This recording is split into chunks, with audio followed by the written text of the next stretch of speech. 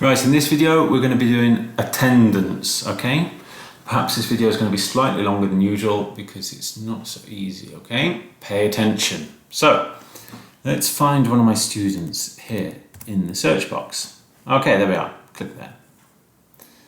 Okay, for this one we need to jump to the orange button, okay? Orange button. Now, what's happened today? Poor chap, he's been called to Barcelona for an important meeting with his boss, okay? So, ausencias, absences. There we go.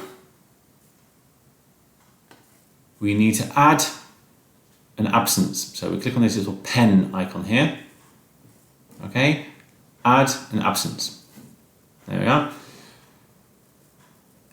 You can start today and you can finish today. Or if you say, oh, I'm going to be away for 2 weeks, you can set it as 2 weeks. Or, oh, my wife's had a baby, I'm going to be on paternity leave, whatever. You can set it for as long as he's told you, okay?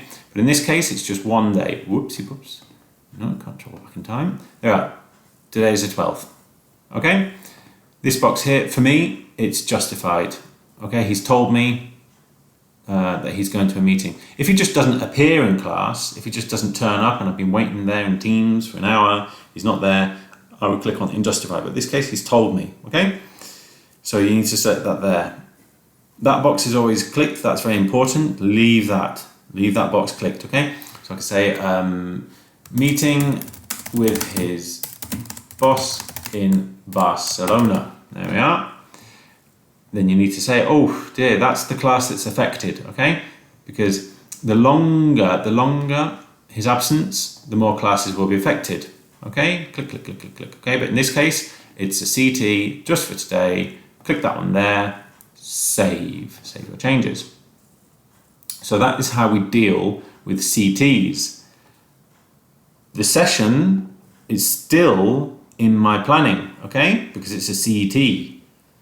So if I go to today, the 12th, it's still there, okay? It hasn't disappeared. Fantastic. We will pay you for that session. We will invoice the client. It's a CT. So let's go through that again. Orange button there for the follow-up. Absences. It's a CT. Click on the little pen icon there. And we're going to program a new one there, okay? Choose the dates. You write in the reason, and then you select which classes are affected. Good. That's half of the story. That's for CTs. Right. If it's a CA and the student has told you with more than 24 hours notice, you need to go there to the purple button, dates, okay? Click there.